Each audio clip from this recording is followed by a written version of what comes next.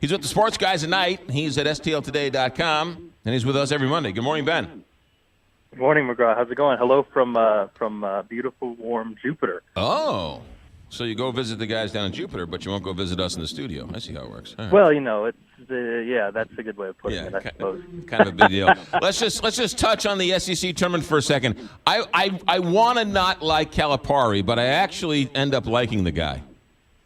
Yeah, the kind of story of Cal, right? You roll your eyes at him, but he's entertaining and he knows it, and he's a dang good basketball coach. Right. So, you never write off Kentucky entering a tournament. This is actually kind of somewhat of a down year for Kentucky. All the five-star McDonald's All-Americans didn't quite gel like he has had them in the past, but now they look pretty potent, and we saw it here this weekend. Yeah. What about Mizzou? And they got a little off-the-court problem as they go for their first tournament in a number of years. Yeah, well, it was a bad week. I mean, getting back to the tournament for the first time since 2013 is great, but to one and done the SEC tournament when it's in your hometown for the first time in probably ever. I don't know that the tournament will come back, not because they didn't like St. Louis, just because that was a way of kind of welcoming Mizzou to the league. And I can't imagine what that crowd would have been like if they would have played Kentucky. But to take that and then turn it into losing your second leading scorer, I'm really disappointed in Jordan Barnett. Obviously, we don't know the details of the DUI, but anytime you put yourself in that situation, it's not good. And then you add into it that you had 1 week left, and he's a senior leader on this team. He is kind of one of the go-to guys when it comes to kind of the heart and soul of this team. And to put himself in that spot, it was really irresponsible. It was dumb. It was being a bad teammate, and now they're going to have to play without him. Their guards are a serious issue headed into this tournament. They were before he was out. So he can play the second game, I suppose, if Cuonzo Martin wants to bring him back, but they got to win one first. Yeah. And Florida State's a pretty tough opponent. They've only got like 8 guys left, right, or 7 guys now? Well, they were down to 8 scholarship guys with MPJ who returned and clearly had some rust in that first game back, and now they lose another guard. So they've lost Jordan. For the next game, Cullen Van Leer is out for the season. He completely shredded his knee. He will be able to offer no help the rest of the way. And then the loss of Terrence Phillips and the loss of Blake Harris, they're getting pretty thin in the backcourt. All right. Let's talk a little Cardinals. What do you see? When did you get down there? So I got here yesterday and went straight to the game in West Palm Beach where they beat the Nationals. And it's going to be interesting. So I come for the final 2 weeks, and now is when they kind of start. Guys are getting dismissed from camp or optioned out to the minor league camps. So they're kind of starting to move closer to what this team is going to look like. So a couple of things I'm interested in seeing. Matt Carpenter is supposed to DH tomorrow, so that would be his first game since the back issue. So we're going to see how he hits. Also, I'm really anxious to see Miles Michaelis pitch. He was pretty terrible in his first 2 starts, but actually looked like a major league pitcher his last time out. So that's going to be interesting to watch to see if he is the guy the Cardinals found diamond in the rough, or if he's a guy that nobody else wanted and the Cardinals thought he's a starter and the rest of the league is going to be going, are you serious? Yeah. So that's something I'm interested to see too. Matt Carpenter, it's always a little scary when Matt Carpenter is just going to bat and not field, right? And, I mean, there's a lot of signs that are pointing to this is all bad news for Matt Carpenter. Well, the longer he goes without playing, the more concerning it is. And Mo has been pretty I guess he's been more candid about him being frustrated that Carpenter's not playing, which is interesting because usually it's a veteran of that stature. They don't worry too much if he's in there or out there. But now it's kind of the point in spring where you'd like to see him out there. His back has had some issues in the past, which makes it concerning. I think the torque with the way he swings makes it concerning because he's just such a high-velocity hitter, and he kind of almost swings the bat like a golfer, and you hear these golfers with back problems, and you get worried about those guys. I think you're probably only going to see him at first base. I think the whole thing about him being a multi-versatile, multi-positional player was more if they went out and added a first baseman or a third baseman, which it doesn't seem like they're going to do. But at this point, you just want him to be able to play first base. And he has been doing some defensive work.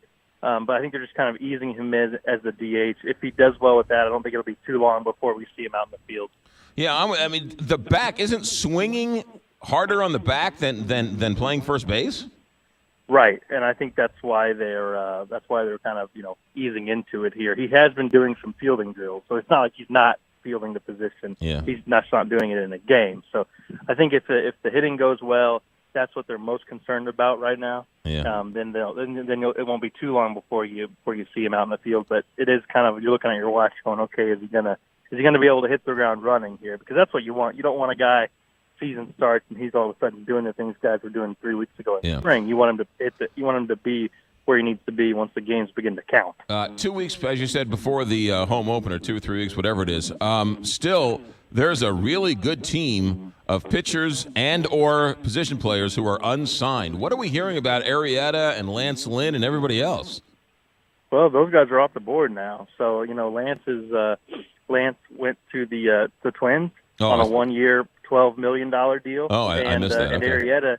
Arrieta's to the Phillies. I agree. I mean, I looked at that deal that Lance Lynn got, and I go, man, that would have looked pretty good for the Cardinals, especially when they have a rotation that I call it high on hope, and short on certainty.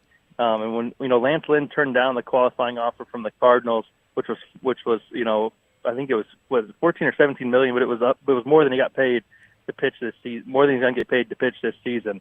So I guess in hindsight, that was a mistake on his part, but he had no way of knowing the market was going to treat him this way. The market was going to be so weird this offseason. But the interesting thing is the Cardinals, his agent, had, even after, we came to spring training and Derek Gold reported the Cardinals were not interested in the Lynn. It wasn't happening. Okay, so the market continues to move on. His agent had checked back in with the Cardinals before he went to the Twins and still found that door to be closed, which makes me wonder, I guess a lot of teams think Lance is just going to fall off the face of the earth this year. But if the Cardinals get halfway through the season and they're short on starting, these young guys aren't performing like they wanted, it's going to be hard not to point to that, not bringing back Lance Lynn and say that was an opportunity to add some experience and a guy who's done it before to a rotation that might have needed a little more veteran help. So let me understand this, because this is interesting. At the end of the year, the Cardinals offered him a 1 year deal at 14 or 15 million, whatever it is, right? And the qualifying offer, yeah. Basically, they offer that every decent free agent gets before he leaves. Right. And the Cardinals want to offer a good enough offer for them to get compensation in the draft back, but not good enough for him to take it. Well, the qualifying offer is not determined by the Cardinals. It's determined across the league. So every qualifying offer is the same. Oh, okay. So when a guy accepts it, he gets paid the same no matter who he plays for. So that's not something the Cardinals selected. They said, do we want to offer him the QO? Yeah, we'll do it, but they don't get to decide the price.